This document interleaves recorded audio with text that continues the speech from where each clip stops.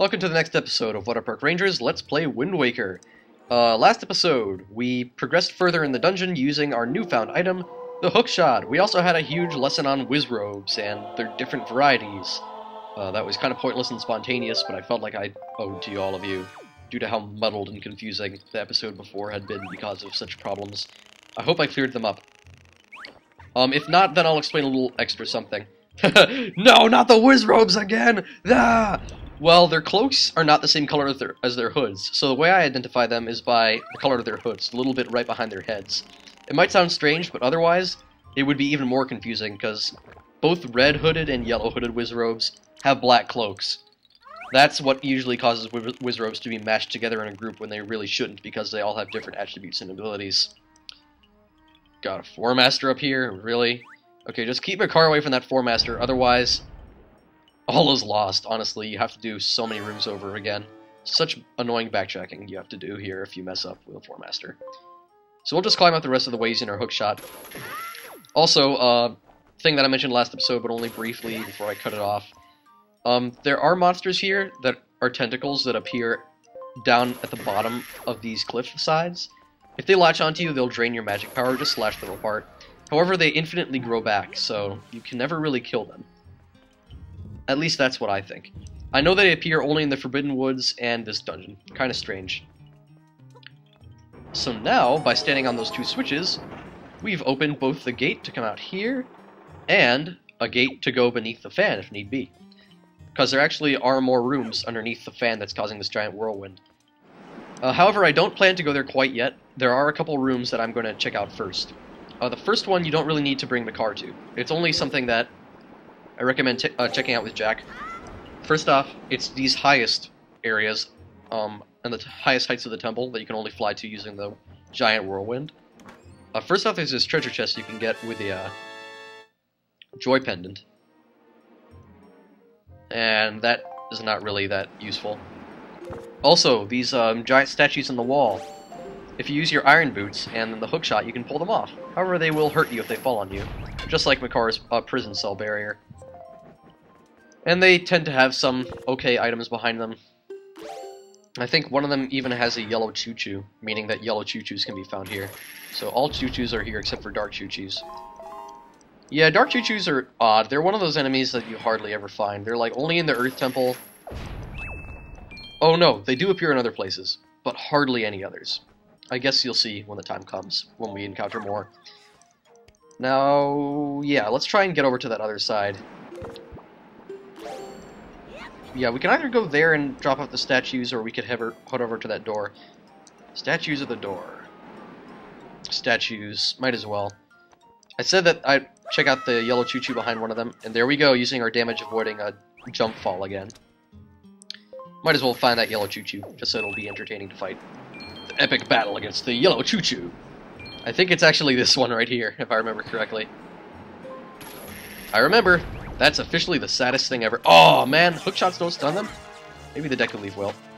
It does, the Deku Leaf stuns them. Well, that's pretty nice to know. Yeah, that's a problem that some Zelda games have. I know that this happens in both Ocarina of Time and Twilight Princess. Some of the last dungeons you go to will stop giving you new enemies to fight. Or they'll only give you like one more new enemy, one or two. Like, usually, for each dungeon you encounter in a Zelda game, you'll have a whole slew of new enemies, like 4 or 5, but then for the last one you have, like, 1 or 2 if you're lucky.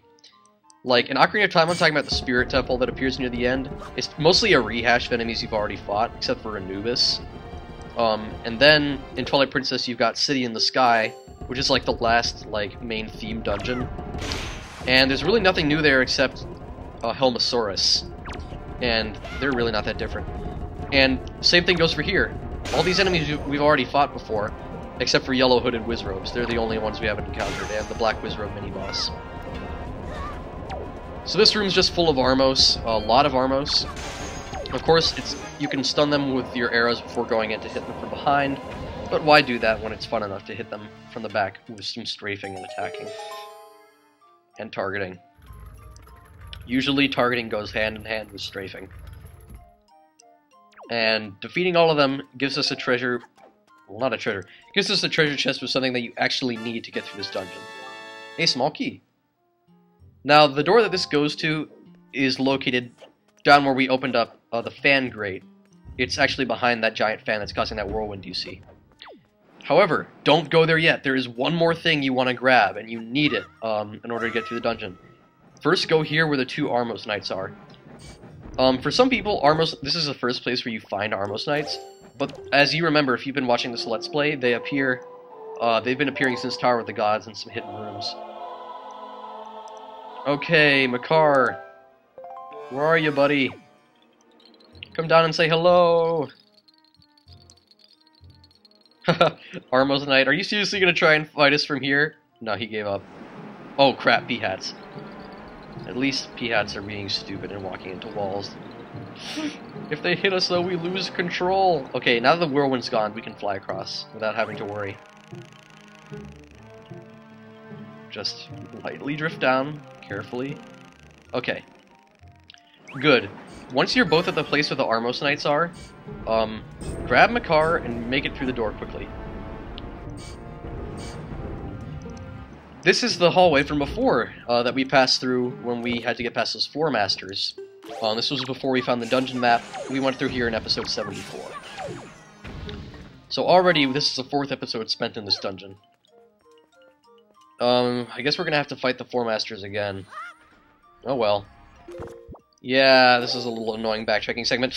We almost got caught! That's another problem. People have a hard time with this dungeon because of, number 1, being caught by 4 masters, and number 2,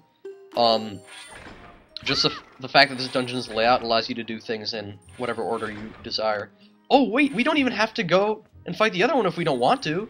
We can just launch ourselves out this way. I never knew that before. Glad I checked. We could have done this the first time also. Wow, okay. That was stupid. Whatever. Makar, come along. We're mad that we found out a better way of finishing this room even though we did it a longer way the first time through. Alright, yeah, you couldn't go through this panel before because you didn't have Makar. Back when we passed through this room, we were still trying to find out how to save Makar.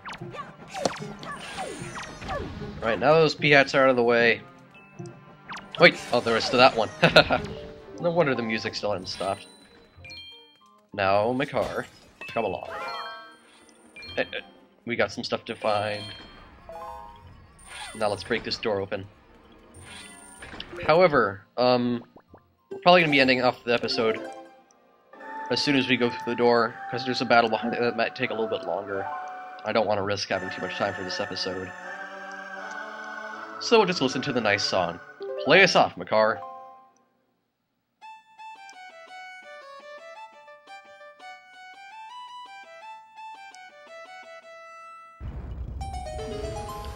And the way is open. What could possibly be behind that door? You will find out. Makar and I go behind there. Next episode.